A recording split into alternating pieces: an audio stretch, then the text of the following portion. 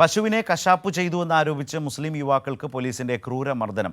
മധ്യപ്രദേശിലാണ് സംഭവം. വിശദാംശങ്ങളുമായി സ്വാതി ചേരുകയാണ്. ആ ദൃശ്യങ്ങളുമൊക്കെ പുറത്തു വന്നിട്ടുണ്ടല്ലോ. പോലീസ് നടുറോഡിൽ വിലങ്ങുവെച്ച് രണ്ട് ചെറുപ്പക്കാരെ നടത്തുന്നു, അവരെ ക്രൂരമായി ആക്രമിക്കുന്നു. ഈ ദൃശ്യങ്ങളും കാണുന്നുണ്ട്. സ്വാതി. ശരത്, മധ്യപ്രദേശിലെ ഉജ്ജയിനിലാണ് ഇത്തരത്തിൽ പശുവിനെ കശാപ്പ് ചെയ്തെന്ന് ആരോപിച്ചുകൊണ്ട് മുസ്ലിം യുവാക്കൾക്ക് നേരെ പോലീസിന്റെ കൊടും ക്രൂരത. മുസ്ലിം യുവാക്കളായ സിലം മേവാട്ടി, ആബിബ് എന്നിവർക്ക് നേരെ റോഡിലൂടെ തന്നെ അവരെ മർദ്ദിച്ചു കൊണ്ടുപോകുന്ന ദൃശ്യങ്ങൾ ഇതിനോടകം തന്നെ സോഷ്യൽ മീഡിയയിൽ പ്രചരിച്ചിട്ടുണ്ട്. ഇതിന് പിന്നാലെ വലിയ വിമർശനങ്ങളാണ് ഈ മധ്യപ്രദേശ് പോലീസിനും ഭരണകൂടത്തിനുമെതിരെ, BJP സർക്കാരിനുമെതിരെ ഉയരുന്നത്.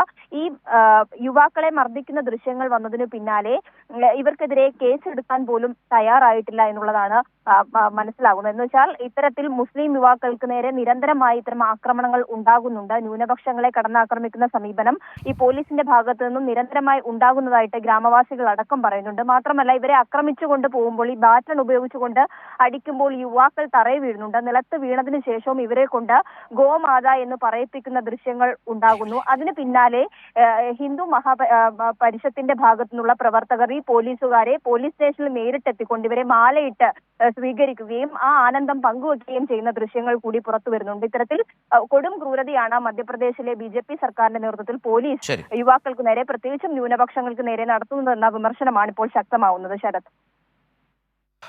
റൈറ്റ്. സ്വാതിയാണ് വിവരങ്ങൾ നൽകിയിട്ടുള്ളത്. ദേശീയ രാഷ്ട്രീയത്തിൽ, ദേശീയതലത്തിൽ ഏറ്റവും അധികം ചർച്ച ചെയ്യുകയും ആശങ്കപ്പെടുകയും ചെയ്യുന്ന ഒന്നു തന്നെയാണ് ദളിത് ന്യൂനപക്ഷങ്ങൾക്ക് നേരെ രാജ്യത്ത് നടന്നുകൊണ്ടിരിക്കുന്ന വലിയ ആക്രമണങ്ങൾ. അപരമത വിദ്വേഷത്തിൻ്റെയും ദളിത് ആക്രമണങ്ങളുടെയും ഒക്കെ ഒരു പൊതു പശ്ചാത്തലം തീവ്ര ഹിന്ദുത്വ പ്രചാരണത്തിൻ്റെ ഒരു ഘട്ടത്തിൽ വളരെ സജീവമായി നടന്നു വരികയാണ്, തുടർന്നുകൊണ്ടേയിരിക്കുകയാണ്.